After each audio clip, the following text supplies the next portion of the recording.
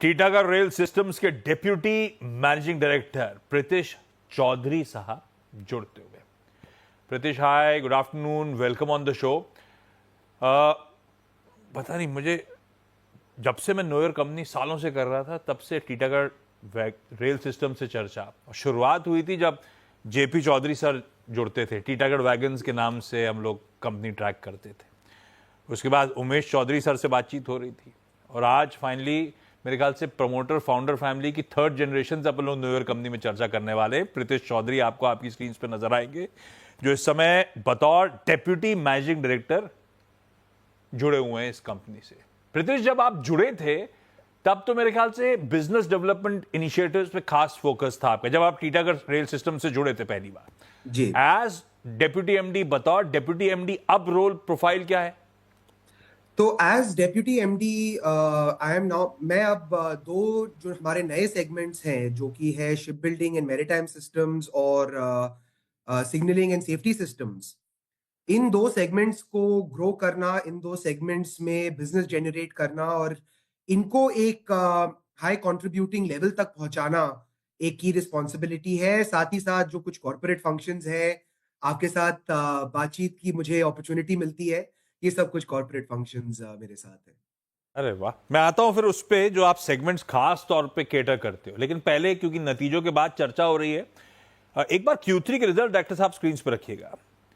प्रीतिश, आय 5.5% गिरी, margin contract हुए इस quarter में। रिजल्ट्स के साथ फुट नोट पे मेंशन था कि इस बार सेल ऑफ वेगन्स इंपैक्ट हुए क्योंकि व्हील सेट्स की एडिक्वेट सप्लाई नहीं मिल पाई थी रेल व्हील फैक्ट्री से, और डिलीवरी पीरियड्स को एक्सटेंड करना पड़ा।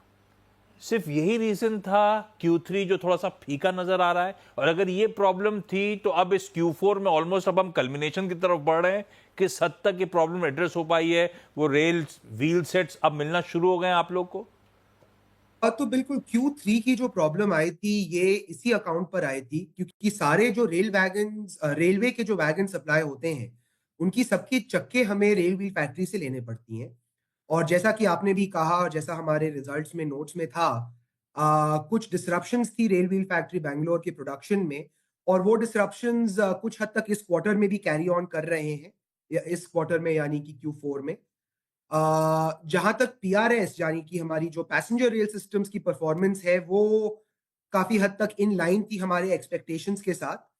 पर फ्रेट वैगन्स में जो आउटपुट कम था, वो प्राइमरीली इसी कारण से था। और हमारी रीडिंग यही है कि Q4 में भी कुछ तकलीफें रहेंगी वैगन व्हील सेट सप्लाईज की। रेलवेज ने काफी कदम उठाई हैं इन शॉर्टफॉल्स को काउंटर करने के लिए। पर हमारी ये एक्सपेक्टेशन है और ये आशा है कि Q1 से ये सारी प्रॉब्लम्स रिजॉल्व हो जाएंगी पूरी पूरी तरीके से। ये व्हील सेट जो है, ये बैंगलोर की क्या रेलवे की फैक्ट्री है जो आप लोग को प्रोवाइड करती है? जी, आपने भी तो रामकृष्ण फोर्जिंग से करार करा था व्हील सेट्स के लिए, वो अलग है? वो अलग है, और वो फैक्ट्री चालू होगी अगले साल। वो फैक्ट्री की प्रोडक्शन चालू होगी तकरीबन फरवरी या मार्च 2026 तक। तो जब वो फैक्ट्री और चालू हो जाती है, तो ये व्हील सेट शॉर्टेज के अकाउंट पर जो प्रोडक्शन मार खाता है, ये सिचुएशन नल एंड वॉइड हो जाएगी। इस जस्ट आज के दिन, क्योंकि हमें चक्के वैगन के चक्के रेल व्हील फैक्ट्री से लेने पड़ते हैं या चाइना से इंपोर्ट करने पड़ते हैं, Q3 में हमें एक डिप नजर आया। और ये इस केस में कस्टमर्स सारा इंडियन रेलवेज है या कुछ प्राइवेट सेक्टर को भी सप्लाई करना था, और उनके साथ भी आपने रीनेगोशिएट करा है डिलीवरी पीरियड्स को? और अगर आप कह रहे हो प्रॉब्लम अभी भी है Q4 में, तो कुछ हद तक रिवाइवल है, या इस बार भी एक्सपेक्ट करूं रेवेन्यूज में डिक्लाइन ही देखने को मिलेगा फिर Q4 में? तो इसमें दो पार्ट्स हैं साहब। जो ठीक प्राइवेट है। सेक्टर के वैगन्स जाते हैं, उनमें रेल व्हील फैक्ट्री से चक्के नहीं आती हैं, उनकी चक्के अच्छा। आती हैं इंपोर्टेड चाइना से। तो उन डिलीवरीज में हमें कोई डिप नजर नहीं आया। जहां तक कि Q4 का सवाल है, कुछ हद तक रिवाइवल नजर आ रही है, कुछ हद तक सिचुएशन इंप्रूव हुई है। पर जो एक स्टेबल 1000 वैगन पर महीने की आउटपुट हम टारगेट कर रहे थे, उस लेवल तक अभी तक सप्लाईज मैच नहीं हुई। ठीक है, तो थोड़ा सा पेन अब इस Q4 में भी देखने को मिलेगा। अ, जब वेबसाइट पढ़ रहा था, डिटेल्स पढ़ रहा था, प्रेजेंटेशन पढ़ रहा था, तो 12,000 वैगन्स पर ईयर और 300 कोचेस पर ईयर की मैन्युफैक्चरिंग क्षमता है इस समय। पहले मैं वैगन्स और कोचेस वाले सेगमेंट पे उतर रहा था। प्रदेश, इस समय करंट यूटिलाइजेशन लेवल्स क्या है, और वो कोचेस के लिए रोलिंग स्टॉक कैपेसिटी ऑगर करने की तैयारी हो रही थी शायद एग्रेसिवली। 300 अभी FY27 तक 850, फिर 1200, बड़ा एग्रेसिव प्लान और रोड मैप प्रेजेंटेशन लेआउट करता है। इस समय यूटिलाइजेशन लेवल्स क्या, और इस तरह के एग्रेसिव एक्सपेंशन के पीछे क्या सॉलिड डिमांड एनवायरनमेंट है? बिल्कुल, इस समय अगर हम पीआरएस की बात करें, तो इस समय हमने बैंगलोर मेट्रो की पैसेंजर रेल सिस्टम्स। जी पीआरएस यानी कि पैसेंजर रेल सिस्टम्स। ओके। तो हमने बैंगलोर मेट्रो की प्रोटोटाइप डिलीवर कर दी है, उसकी अब सीरीज प्रोडक्शन चालू हो रही है। आने वाले फाइनेंशियल ईयर के पहले 2 क्वार्टर्स के अंदर हम अहमदाबाद मेट्रो का भी प्रोटोटाइप डिलीवर करने जा रहे हैं। आने वाले फाइनेंशियल ईयर में हमारी सूरत मेट्रो की भी प्रोटोटाइप डिलीवर होगी। साथ ही साथ जो वंदे भारत है हमारी स्लीपर ट्रेन्स, उसकी प्रोटोटाइप आने वाले फाइनेंशियल ईयर के अंत तक या उसके बाद वाले फाइनेंशियल ईयर की एकदम शुरुआत में उसकी प्रोटोटाइप डिलीवर हो जाएगी। तो कहने का मतलब ये है साहब कि अगले कुछ सालों में, अगले 1 साल और उसके बाद अगले कुछ सालों में इस जो पैसेंजर रेल सिस्टम्स वर्टिकल की कैपेसिटी यूटिलाइजेशन है, इसमें बहुत तेजी से एक रैंप अप नजर आएगा। जहां तक कि 850 कोच तक ले जाने का प्लान है, वो बिल्कुल एक बहुत सॉलिड डिमांड पाइपलाइन के बेसिस पर प्लान किया गया है। अगर आप इंडिया की प्लान्स देखें, चाहे वो मेट्रो की प्लान्स हो, चाहे वो वंदे भारत या आपकी रेगुलर कम्यूटर ट्रेन्स की प्लान हो, एक अनप्रेसिडेंटेड अनप्रेसिडेंटेड किस्म का रेवोल्यूशन कह लीजिए या ग्रोथ कह लीजिए इंडिया में नजर आ रहा है। और इसी ग्रोथ के बैक पर हम 850 कोच का प्लान बना रहे हैं। अच्छा, पता है सेगमेंट मिक्स देख रहा था मैं। फ्रेट रेल से करीब 95 पकड़ लीजिए, पैसेंजर रेल से करीब 5-6% के आसपास का कंट्रीब्यूशन आता है। मतलब बेसिकली पैसेंजर रेल हो गया, वेगन्स, कोचेस और मेट्रो रेल सिस्टम्स जो आप हैं, और फ्रेट रेल हो गया शिप बिल्डिंग, ब्रिजेस वगैरह, और डिफेंस का काम जो आप लोग करते हो, ऐसा? नहीं साहब, फ्रेट रेल सिस्टम्स हो गया हमारे वैगन्स और डिफेंस के जो छोटे छोटे आइटम्स है। डिफेंस में हमारा बहुत ज्यादा काम नहीं है साहब, उसकी प्रोपोर्शन बहुत छोटी है। फ्रेट रेल सिस्टम्स प्राइमरीली हमारा वैगन बिजनेस का रिप्रेजेंटेशन है, और पैसेंजर रेल सिस्टम्स जो metros, Vande Bharat, propulsion, basically freight rail system वो हो गया जिसमें गुड्स ट्रांसपोर्ट होते हैं। पैसेंजर रेल सिस्टम्स वो हो गया जिसमें पैसेंजर्स या आदमी ट्रांसपोर्ट। वेगन्स और ये अपनी मेट्रो वगैरह का काम, ठीक है। अच्छा ब्रिटिश, एक इशू हमेशा रहा था टीटागढ़ वेगन्स के साथ, अब तो टीटागढ़ रेल सिस्टम्स कहना चाहिए।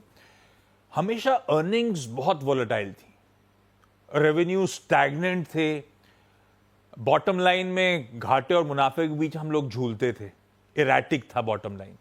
पिछले 2 सालों से थोड़ी सी तस्वीर बदली, रेवेन्यू का ट्रैक्शन, मोमेंटम पिकअप हुआ, प्रॉफिटेबिलिटी में अच्छा मार्क्ड इंप्रूवमेंट देखने को मिला है। तो हम सब के जहन में एक सवाल था, रेवेन्यू मोमेंटम इसी तरह से अब बढ़ता चला जाएगा, ये हमेशा एक प्रॉफिटेबल एंटिटी के तौर पे अब नजर आएगी? हो सकता है बीच में आप बिजनेस रिजेक्ट कर रहे थे, पहले सिर्फ इंडियन रेलवे से डिपेंडेंस था, अब बदली है तस्वीर, तो अब ये एक प्रॉफिटेबल एंटिटी के तौर पे एक्सपेक्ट करूं सालाना नजर आएगी? मेहनत कर रहे हैं उसी गोल की तरफ कि एक कांस्टेंट ग्रोथ आए, चाहे वो टॉप लाइन हो चाहे वो बॉटम लाइन हो। पास्ट में ये जो रेल वैगन, जो फ्रेट रेल सिस्टम्स यानी फ्रेट वैगन्स की बिजनेस है, ये एक सिक्लिकल बिजनेस है जो एक बीच में कुछ काफी साल पहले एक डाउन टर्न या डाउन साइकिल आया था। उसके बाद इस पूरी इंडस्ट्री में एक अपस्विंग आया। हमने भी डाइवर्सिफाई किया passenger rail systems business start करके। तो अब ये सारी जो सिचुएशन आज के दिन हम जहाँ खड़े हैं, यहाँ से आगे का रास्ता हमें डेफिनेटली पॉजिटिव नजर आता है। प्रदेश, एक आखिरी सवाल, आप खैर अभी जल्दी पूछ रहा हूं, आपके सामने तो एक लंबी इनिंग्स खड़ी हुई है, पर विजन क्या है? मैं ऐसा इसलिए पूछ रहा हूं, जब आपके ग्रैंड डैड से बात होती थी तो उनका आइडिया था वेगन मैन्युफैक्चरिंग में पैर जमाना। आपके डैड से बातचीत होती थी तो उन्होंने बिजनेस को स्मार्टली डाइवर्सिफाई करा था। इसीलिए वेगन से टीटागढ़ रेल सिस्टम्स बन गई है कंपनी, और डाइवर्सिफिकेशन ब्यूटीफुली प्ले आउट हुआ, अर्बन इंफ्रा पे बड़ा अच्छा थ्रस्ट मिला। अब प्रीतिश जब कमान संभालने जा रहे हैं इवेंचुअली, तो बड़ा विजन क्या लेके चल रहे हो अगले 10 साल में? कैसा एक्सपेक्ट करूं टीटागढ़ रेल सिस्टम, कहां तवज्जो देने का मन ज्यादा? अब साहब ये विजन 5 साल की है या 10 साल की है बताना मुश्किल है, पर विजन हाँ। बहुत क्लियर है कि हम टीटागढ़ को दुनिया की सबसे इंटीग्रेटेड और सबसे एफिशिएंट रेल कंपनी बनाना चाहते हैं। एक ग्लोबली एक रेल इंडस्ट्री में हम पहला एक इंडियन एमएनसी क्रिएट करना चाहते हैं। और जो हमारे माननीय प्रधानमंत्री जी का विजन है, जो make in India make for the world, उस विजन को साकारना चाहते ये इंटरेस्टिंग। हम आपके साथ इस जर्नी में हैं, बातचीत करते रहेंगे, हमेशा समझते रहेंगे आपसे। ये जेवीज पार्टनरशिप सब लेकर आया था, अब समय कम है प्रीतिश के साथ बात करते करते। ऐसे तो कंपनी के साथ में बैठे बातें करो तो घंटों निकल जाएंगे, खत्म ही नहीं होती बातचीत। प्रीतिश जब अगली बार कभी जुड़ेंगे तो ये जो ब्यूटीफुली ये जेवीज वगैरह स्टिच हो रही है कंपनी की, ये सब करार जो हो रहे हैं, क्या आइडिया, उस पर अपन अलग से किसी दिन और बातचीत बिल्कुल। करेंगे। Pritish, thank you so much जुड़ने के लिए। Thank you. ब्रेक